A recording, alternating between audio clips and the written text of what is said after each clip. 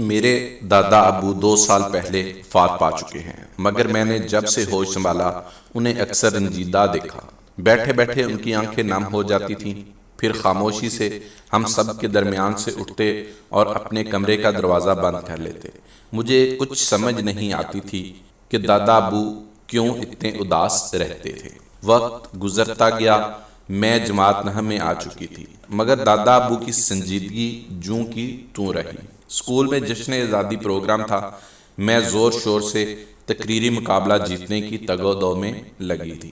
ماما نے تقریر بہت اچھی لکھ کر دی تھی، بابا مجھے شام میں تیاری کروا رہے تھے، دادا ابو بھی پاس ہی بیٹھے تھے، مجھے بغور دیکھتے رہے۔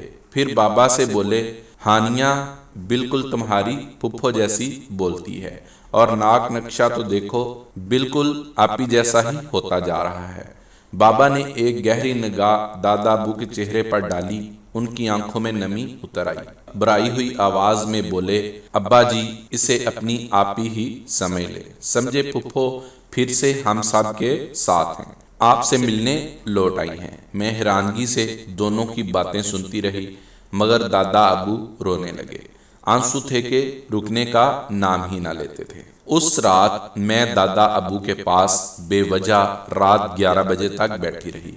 جب گھر میں چہل قدمی کچھ کم ہوئی تو ان کے بستر پر آلتی پالتی مار کر بیٹھ گئی۔ انہوں نے حیران ہو کر دیکھا، پھر بولے، کوئی کام ہے؟ میں نے کہا نہیں، صبح اسکول نہیں جانا تمہیں، جو آج ابھی تک یہاں بیٹھی ہو؟ جانا ہے، مگر مجھے پہلے یہ بتائیں کہ میں کس کے جیسے لگتی ہوں؟ وہ مجھ سے نظر چراتے ہوئے بولے، کسی کے جیسے نہیں، مگر میں ان کے پاؤں دبانے لگی اور التجائیہ لہجے میں کہا، بتائیے نا دادا ابو پلیز۔ دادا ابو کتنی دیر خاموشی سے پہلے مجھے دیکھتے گئے، پھر بولے، ہانیہ میری ایک بڑی بہن تھی، بہت پیار کرنے والی، وہ مجھ سے 4 سال بڑی تھی، مگر محبت میں مجھے ماں سے کم نہ لگتی تھی۔ جب پاکستان کی آزادی کا اعلان ہوا، وہ 14 اگست کی صبح تھی، میں جھومتا گاتا گلی سے ٹہلتا گھر میں آیا، تب میں 12 سال کا تھا۔ آپی کو گلے لگایا اور بولا، پاکستان زندہ باد۔ وہ ہنسنے لگی۔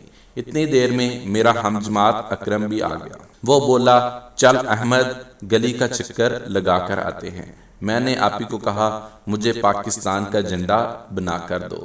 اس نے لمحہ بھر سوچا، پھر اندر کمرے میں جا کر صندوق سے سبز رنگ کا نیا دوپٹہ اٹھا لائی اور اسے کینچی سے کاٹنے لگی۔ پاس بیٹھی چچی بولی، ہے عارفہ یہ کیا؟ یہ دوپٹہ تمہارے جہیز کے جوڑوں کا ہے، پاگل ہوئی ہو جو اسے کاٹنے جا رہی ہو؟ وہ ہنستے ہوئے بولی، چچی دوپٹہ پھر بن جائے گا، ابھی میرے بھائی کو جھنڈا چاہیے تو کہاں سے دوں؟ اور یہ تو میرے دوپٹے کا غرور ہوگا جس کے نصیب میں پاکستان کا جھنڈا بننا لکھا گیا۔ اس نے دوپٹے کو کاٹ کر سوئی دھاگے سے فوراً سی کر جھنڈا بنا دیا۔ میں نے اور اکرم نے اسے ڈنڈے پر لگایا اور گلی میں نکل گئے۔ پھر وہ رکے اور بولے، وہ ایسا سفید سبز چاند ستارے والا جھنڈا نہیں تھا، بلکہ وہ صرف سادہ سبز رنگ کا تھا، اور میں اسی کو تھامے بڑا خوش تھا۔ کچھ ہی دیر بعد چچا، ابا جی اور گھر کے سارے مرد افراتفری میں آئے اور بولے، سامان فٹافٹ باندھو، نکلنا ہے، کیونکہ اطلاع ملی ہے کہ آج رات ہماری بستی پر حملہ کرنا ہے۔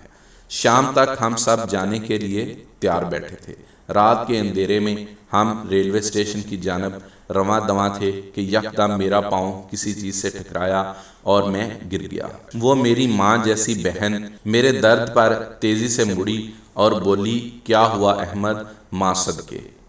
ابھی یہ کہنا تھا کہ نہ جانے کہاں سے ظالموں کا ایک گروہ جو اندھیرے میں چھپ کر بیٹھا ہوا تھا سامنے آ گیا۔ ہم سب ادھر ادھر بھاگے، میری آپی ان کے ہتھے چڑھ گئی، سب چیخنے لگے، بچاؤ، چھوڑو، بھاگو۔ آپی کے بازو پہ گولی آ لگی، میری آپی کو وہ اٹھا کر لے گئے۔ ہم روتے رہے مگر وہ نہ رکے، اور اگلے بس اسٹیشن کے پاس آپی کی لاش ملی، بنا کپڑوں کے۔ میری آپی کا مردہ جسم بے آبرو سرے عام پڑا تھا۔ دادا ابو کے آنسو بے قابو ہوئے جاتے تھے۔ میں نے، ابا جی، چچا جان نے اپنی قمیضیں اتار کر آپی کا مردہ جسم ڈانپا۔ اماں صدمے سے حواس کھو بیٹھی اور پھر بھی اس کے حواس بحال نہ ہوئے۔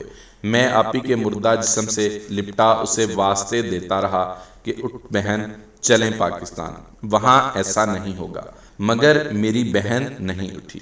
دادا ابو نے چہرے کے آنسوؤں کو کانپتے ہاتھوں سے صاف کیا، پھر بولے، ہمارا سفر رک نہ سکتا تھا، ہم سب ٹرین کے آتے ہی آپی کی لاش کو نہ چاہتے ہوئے بھی وہیں درندوں کی زمین پر چھوڑ آئے۔ لٹتے لٹاتے سفر کی صعوبتیں سہتے پاکستان پہنچے۔ چچا نے سر زمین پر قدم رکھتے آپی کے دوپٹے سے بنا جھنڈا لہرایا، جیسے آپی کو یاد کر کے اس کی قربانی کو عزت بخش رہے ہوں۔ میری بہن کا دوپٹہ آج بھی میرے پاس ہے۔ پھر وہ لرزتے قدموں سے بیڈ سے نیچے اترے، کانپتے ہاتھوں اور بھیگی آنکھوں سے انہوں نے الماری کا دروازہ کھولا اور ڈھونڈ ڈانڈ کے سبز سلک کا جھنڈا نکال لائے۔ وہ جھنڈا انہوں نے اتنا سنبھال کے رکھا تھا کہ بالکل نیا لگتا تھا۔ دادا ابو کی باتیں سنتے میں خود بھی رونے لگی، روح تک میں سرسری دوڑنے لگی۔ دادا ابو کی آنکھیں شدت غم سے سرخ ہو رہی تھیں۔ دوپٹہ آنکھوں سے لگا کر وہ پھر رونے لگے۔ میں انہیں چپ کراتی رہی، مگر آنسوؤں کا تسلسل رکنے کو تیار نہ تھا۔ اس دن کے بعد میں اکثر دادا ابو سے عارفہ دادی کی باتیں سنتی، بہن کو یاد کر کے کبھی ہنستے، کبھی روتے اور کبھی سنجیدہ ہو کر کمرے میں بند ہو جاتے۔ ان کی وصیت تھی کہ میری میت کو اس سبز دوپٹے میں لپیٹ دینا۔ آپی کو دوپٹہ جا کر دکھاؤں گا، اور میرے بابا نے ان کی اس آخری وصیت کو پورا بھی کیا۔